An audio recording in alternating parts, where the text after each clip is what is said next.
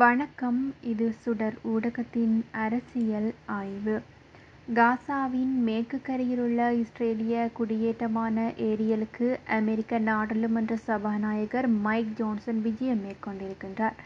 எனினும் குறித்த விஜயமானது பாலஸ்தீனிய தரப்புகளின் எதிர்வினைகளை உருவாக்கியிருப்பதாக சர்வதேச ஊடகங்கள் செய்தி வெளியிட்டிருக்கின்றன. அங்கு அவர் பாலஸ்தீனிய பகுதி யூத மக்களின் சரியான சொத்து என கூறி கூட்டு பலருடைய எதிர்ப்பையும் பெற்றிருக்கின்றது.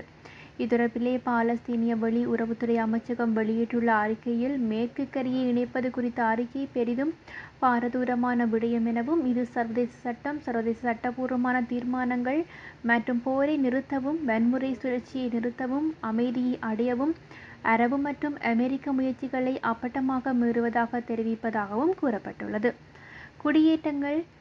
குடியேறிகளின் நடவடிக்கைகள் மற்றும் பாலஸ்தீனிய நிலங்களை பறிமுதல் செய்தல் ஆகியவற்றை ஊக்குவிப்பதாகவும் அமைச்சகம் இதனை பார்க்கிறது.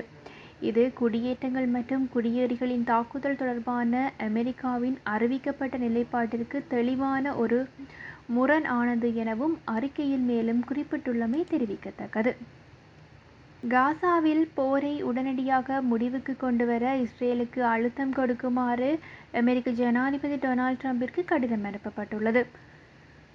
முன்னாள் உளவுத்துறை நிறுவனங்களின் தலைவர்கள் உட்பட ஓய்வு பெற்ற சுமார் 600 இஸ்ரேலிய பாதுகாப்பு அதிகாரிகள் குழு குறித்த கடிதத்தை எழுதியிருக்கின்றார்கள். ஹமாஸ் இனி இஸ்ரேலுக்கு ஒரு மூலோபாய அச்சுறுத்தலாக இல்லை என்பது தங்கள் தொழில்முறை முடிவு எனவும், பெரும்பாலான இஸ்ரேலியர்களிடமிருந்து உங்களுக்கு இருக்கும் நம்பகத்தன்மை பிரதமர் நெதன்யாகுவையும் அவருடைய அரசாங்கத்தையும் சரியான திசையில் வழிநடத்தும் என உங்கள் திறனை அதிகரிக்கும் எனவும் கூறியிருக்கின்றார்கள். இதன்படி போரை முடிவுக்கு கொண்டு வர வேண்டும், பணிய கைதிகளை திரும்பி அனுப்புவதை துன்புறுத்துவதை நிறுத்துங்கள் எனவும், மேலும் ஹமாஸுடன் மறைமுக போர் நிறுத்த பேச்சுவார்த்தைகள் முடங்கியிருப்பதாகவும் கூறியுள்ளார்கள்.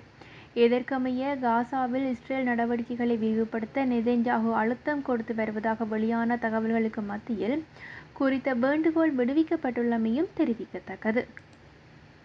அமெரிக்க ஜனாதிபதி டொனால்ட் ட்ரம்ப் ரஷ்யாவிடமிருந்து இந்தியா தொடர்ந்து எண்ணெய் வாங்குவதற்கான எதிராக கடும் விமர்சனங்களை முன்வைத்து புதிய வரிகளை விதிக்கப் போவதாக மிரட்டல் விடுத்திருக்கின்றார். தன்னுடைய சமூக ஊடக பக்கமான ட்ரூத் சோஷியலில் உக்ரைன் போரால் இந்தியா லாபம் ஈட்டுவதாகவும் குற்றம் சாட்டியிருக்கின்றார். ரஷ்யாவிடமிருந்து அதிக அளவில் கச்சா எண்ணெய்களை வாங்கி அதனை வெளிச்சந்தையில் அதிக லாபத்திற்கு இந்தியா விற்பனை செய்வதாகவும் டொனால்ட் ட்ரம்ப் கூறியிருக்கின்றார்.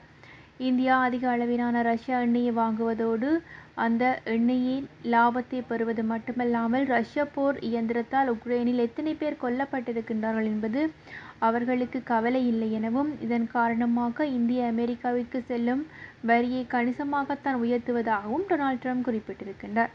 டொனால்ட் ட்ரம்பினுடைய இந்த நடவடிக்கை ரஷ்யாவை தனிமைப்படுத்த மேற்கத்திய நாடுகள் எடுக்கும் முயற்சிகளுடன் இந்தியா முழுமையாக ஒத்துழைக்காது எனவும் குறித்து அவருடைய வட்டாரத்தில் நிலவும் அதிருப்தியையும் பிரதிபலிக்கின்றது. முன்னதாக ரஷ்ய எரிசக்தி மற்றும் பாதுகாப்பு உபகரணங்களை வாங்கும் இந்தியாவிற்கு 25% வரி மற்றும் அபராதம் விதிக்கப்படும் எனவும் எச்சரிக்கை விடுத்திருந்தார். டொனால்ட் ட்ரம்பின் துணை தலைமை பணிப்பாளர் ஸ்டீவன் மில்லர் ஒரு நேர்காணலில், ரஷ்யா எண்ணெயை கொள்முதல் செய்வதில் இந்தியா சீனாவுடன் கிட்டத்தட்ட சமனாக உள்ளது எனவும், அதனை தாங்கள் அறிந்தால் மக்கள் அதிர்ச்சி அடைவார்கள் எனவும் டொனால்ட் ட்ரம்ப் குறிப்பிட்டுள்ளமை தெரிவிக்கத்தக்கது. இந்நிலைமை வியப்புக்குரியதென கூறிய அவர், இந்திய அமெரிக்க பொருட்களுக்கு அதிக வரிகளை விதிப்பதாகவும் குடியேற்ற கொள்கைகளின் மோசடி செய்வதாகவும் குற்றம் சாட்டினார்.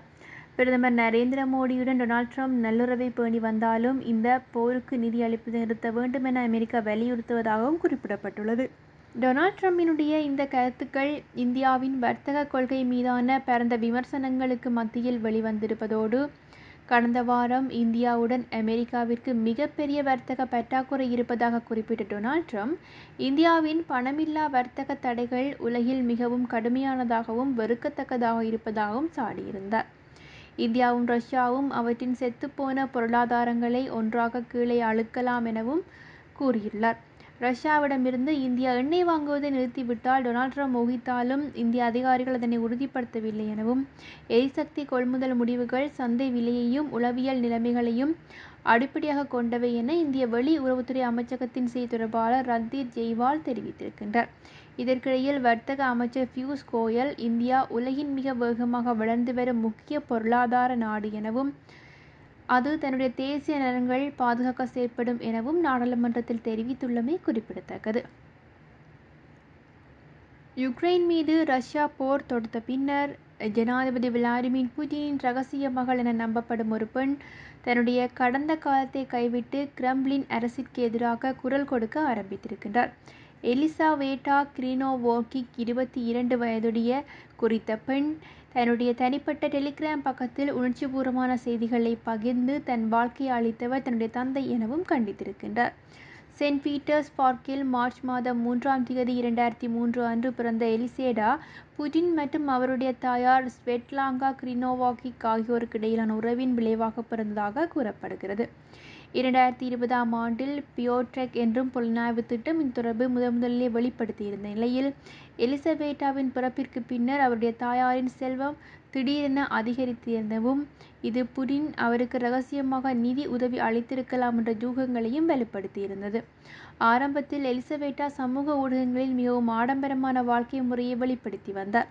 தனியார் ஜெட் விமானங்களில் பயணம் செய்வது, உயர்தர கிளப்களில் டிஜேவாக பணியாற்றுவது மற்றும் விலை உயர்ந்த ஆடைகளை அணிவது போன்றவற்றையும் அவர் பகிர்ந்து வந்தமை குறிப்பிடத்தக்கது. இருப்பினும் யுக்ரைன் மீது ரஷ்யாவின் படையெடுப்பிற்கு சற்று முன் அவருடைய சமூக ஊடக கணக்குகள் திடீரென மறைந்து விட்டதாகவும் தற்போது எலிசவேட்டா என்ற பெயரில் பாரிஸில் வசித்து வரும் இவர் புதிய வாழ்க்கையை ஆரம்பித்திருக்கின்றார். 2024ஆம் ஆண்டு ஜூன் மாதம் ஜகாட் கலை மற்றும் கலாச்சார மேல்நிலைப் பள்ளியில் பட்டம் பெற்ற இவர் இப்போது அரசியல் ரீதியாகவும் அதிகம் கவனம் செலுத்தி வருகின்றமை குறிப்பிடத்தக்கது. யுக்ரைன் போரை அவர் பகிரங்கமாக கண்டிப்பதோடு தன்னுடைய முந்தைய ஆடம்பர வாழ்க்கையிலிருந்து விலகியுள்ளதாகவும் குறிப்பிட்டிருக்கின்றார்.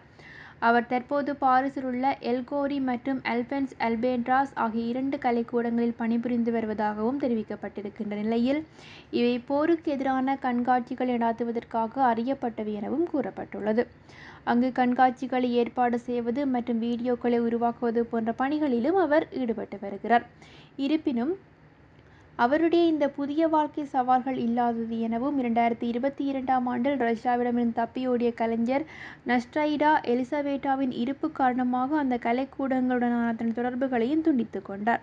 போரில் பாதித்தவர்கள் ஆட்சியில் உள்ளவர்கள் தொடர்பாக உள்ளவர்களுடன் ஒரே இடத்தில் இருப்பதை ஏற்க முடியாது எனவும் பாதித்துள்ளார்.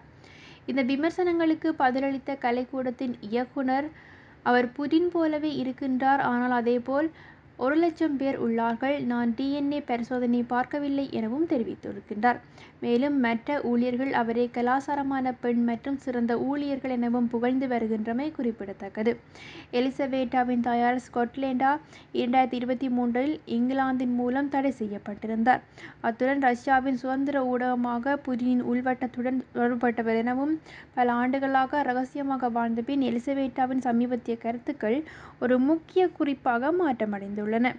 சக்தி வாய்ந்த அறிக்கையில் அவர் மில்லியன் கணக்கான உயிர்களை பறித்து தன் வாழ்க்கையை அளித்த மனிதர் எனவும் மீண்டும் உலகிற்கு தன் முகத்தை காட்டுவது மிகவும் சுதந்திரமாக தான் உணர்வதாகவும் அது நான் யார் என்பதையும் தன் வாழ்க்கையில் யார் அளித்தார்கள் என்பதை நினைவூட்டுகின்றது எனவும் குறித்த பெண் கடிதம் எழுதியுள்ளமை குறிப்பிடத்தக்கது.